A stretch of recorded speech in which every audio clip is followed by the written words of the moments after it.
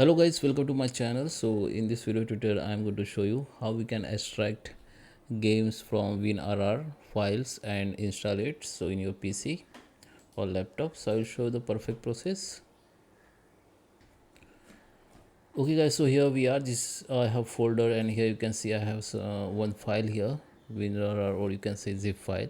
Okay, so what you can do, just right click on it, and here you can see the WinRAR option. Go here and you can extract files from here, or you can simply click on this extract all. If you don't see this option here, you can go to the show more options, and here you can definitely find that WinRAR or any other options like zip file options, 7-zip or something like that. Go here and go to the extract file. It will be extract on same folder. Just click OK.